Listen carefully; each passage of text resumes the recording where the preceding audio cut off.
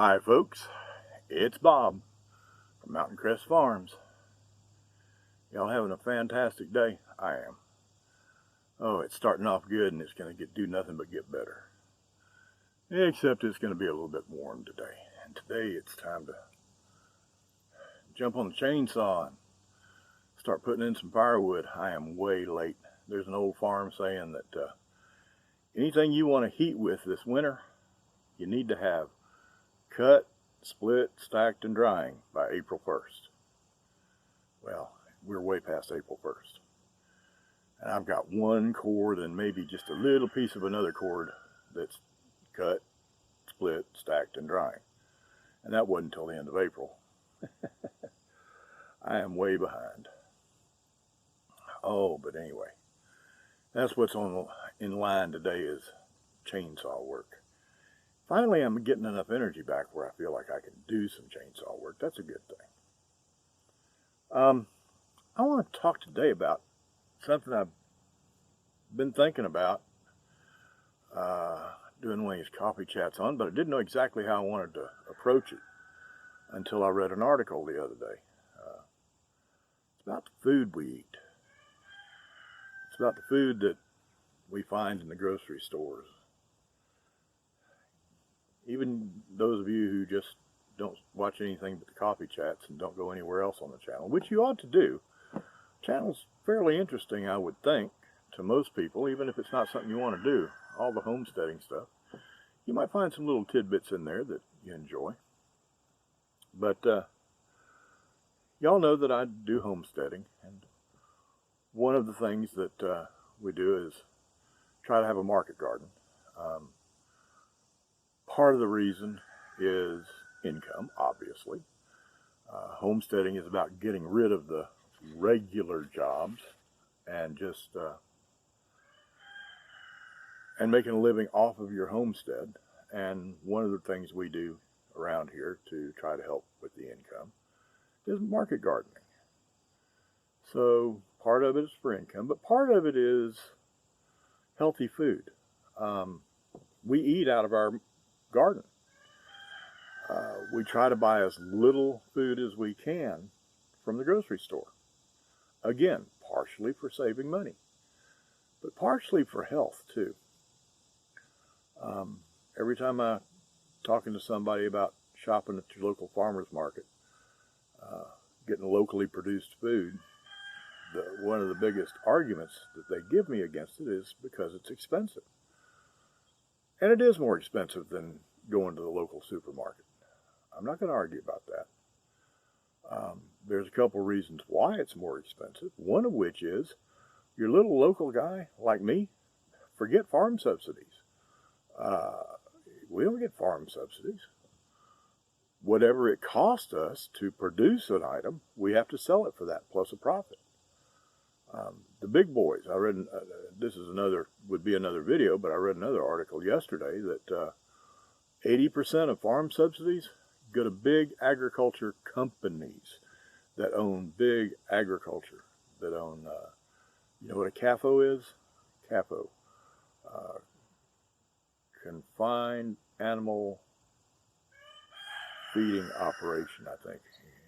Your beef doesn't come from grass-fed cows that are out on nice, pretty, green, grassy pastures like the pictures show. Your meat comes from confinement operations. But that's a whole other thing. But one of the reasons it's more expensive is because we don't get subsidies. And the way we raise food, most small homesteading people try to go non-GMO. Seed's more expensive. They try to avoid pesticides, chemicals on their food, which means there's some loss there that the big companies don't have. That loss has to be worked into the stuff that doesn't get lost. But that's not the big way that eating out of the grocery store costs you money. That's not the big way that eating from your local farmer's market actually saves you money, even though the product costs less. It's sort of a you can pay me now or you can pay me later thing. you can eat good locally produced food from your local farmer's market that costs a little bit more than the produce that comes out of the produce section at your local Kroger's or Ingles or IGA grocery store. Or you can eat the unhealthy stuff that is sold in supermarkets. And then you're going to pay later. You know, pay me now or pay me later. You're going to pay later in increased healthcare costs because the food that you buy in grocery stores is not healthy. What I read a couple days ago that actually gave me some focus for this video was an article that talks about processed food. Now, we're not talking about the meat in the meat cooler, although there are problems with that. And we're not talking about the produce in the produce section, although there are problems with that in grocery stores. We're talking about in the middle of the grocery store. If you have to shop at a grocery store, please stay out of the middle. Work the edges. The edges doesn't have healthy food, but it's got food that's healthier than out in the middle. Let me tell you about what you're buying when you buy in the middle of the grocery store. Article starts off. More so than any other Western country, Americans are being bombarded with food products that are high in sugar, saturated fat, salt, and calories. Specifically, after analyzing over 200,000 U.S. packaged food products, including bread, snacks, salad dressings, sugary sweets, and sugary drinks, including but not limited to that.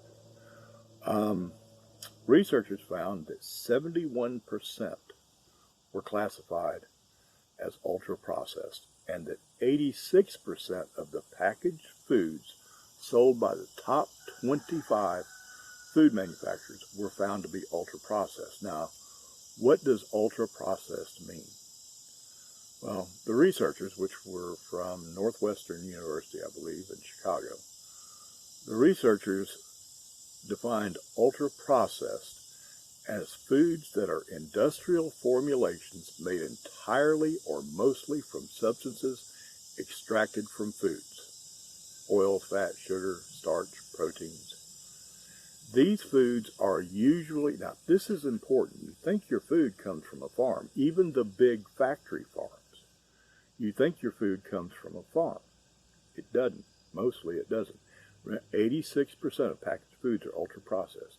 And ultra-processed means that these foods are usually created in laboratories and derived from hydrogenated fats and modified starches. Your food is created in a laboratory. Think about that. You think you're buying food that was grown on a farm and it was processed and, you know, some things done to it that you really don't agree with, but no big deal. But you think of your food as coming from farms, dairies, all kinds of farms.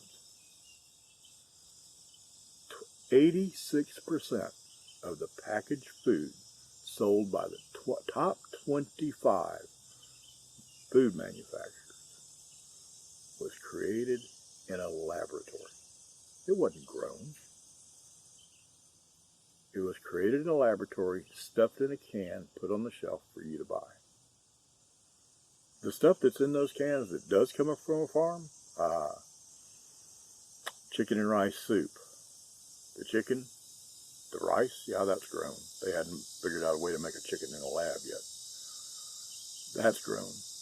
But that's just filler. That's just filler. Weigh the can and weigh how much chicken is in there. And weigh how much rice is in there. And that rice is a dry weight, not after it's absorbed all the liquid. And see what's left. And what's left was created in a lab. I'm sorry, but God didn't mean us to eat out of a lab. The Bible tells us that God put the plants and the animals on this earth for man to use properly, not to abuse, to use, but that he put those animals on this planet for man to use. He didn't intend for man to eat stuff created in a factory's laboratory. There goes some stuff God put on the planet. Look there. Look back. Right there's one. And there's another one over there. Oh, that wasn't created in a factory laboratory. I'll tell you a story about a fellow that I talked to one time. I was over at a feed mill picking up some feed, some non-GMO feed for my pigs. And there was a guy sitting there, older gentleman, probably 70s. And the girl in the office was busy, and before I could put in my order, I was talking to him. And I asked him what he did. He said, well, I'm retired. He said, I got 3 chicken houses. Take care of chicken houses for one of the big chicken companies. I'm not going to name it because I don't want lawsuits. But I've got 3 chicken houses. I said, well, you always got a lot of chicken around to eat. He said, oh, hell no. He said, I wouldn't eat anything that comes out of my chicken houses. He said, I raise broilers and fryers, but I wouldn't eat anything that comes out of those chicken houses. He said, I know what goes into those chickens because the company pays me to take care of those chickens. And I wouldn't eat anything that comes out of my chicken houses. He said, now I've got a yard flock that that my wife and I take care of with a separate small chicken house, a little chicken yard. He said, I know what goes into those chickens, and we eat those. And we eat eggs from those. But he said, I wouldn't eat a thing that comes out of those chicken houses that the company pays me to raise. When a chicken farmer tells you he won't eat the chicken because of what goes into it, you need to be paying attention. You got my attention. Every once in a while, we'll buy a piece of chicken from the grocery store. Not very often. But think about what you're putting in your body. Pay attention to what you're putting in your body. Because you are going to pay now or pay later. You can pay lower food prices now, buying stuff produced by companies that get big subsidies. Or you can pay later in increased health care costs. Or instead of saving money now buying the garbage at the grocery store that negatively affects your health, why not spend a little bit more? Get to know your local farmer. Buy food that's produced the way it should be, and that the farmer has some accountability. When you're standing there staring a farmer in the face that has a vegetable display at the local farmer's market, and he's telling you that he doesn't use chemicals and he doesn't use GMO seeds and all like that, there's some accountability there. Because his farm isn't but 5 miles away, 6 miles away. You can drive out there and see his operation. If he doesn't want you to come see his operation, there's a problem.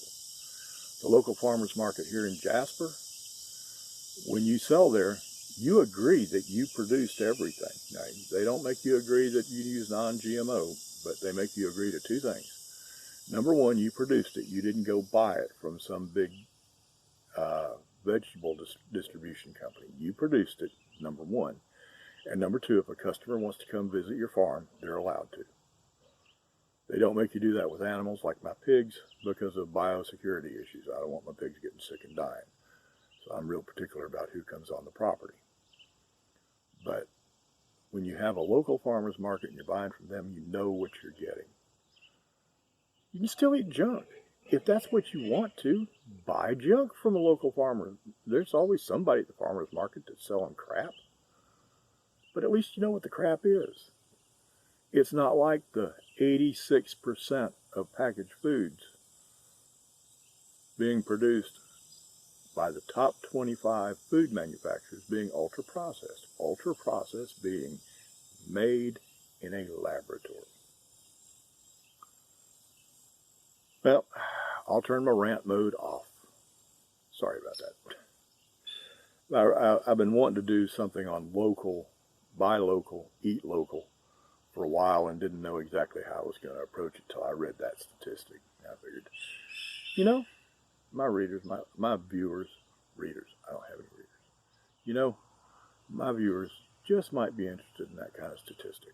They might be almost ready to start buying local and spend that couple of extra dollars, but they needed a little push. Well, your push is 86% of the food produced by the top 25 food manufacturers is made in a laboratory. There's your push. If y'all like the video, give me a thumbs up. If you don't like the video, give me a thumbs down. Tell me what's wrong with it. hit that little subscribe button down there. Mash that subscribe button hard. You want to make sure you really get it. Ring that little bell next to the subscribe button so you get notifications when I do another video. And, as always, remember, number 1, the tomb was empty. Number 2, he is alive. Now, y'all go have a fantastic day. I'm going to go cut some firewood. I'll see y'all later.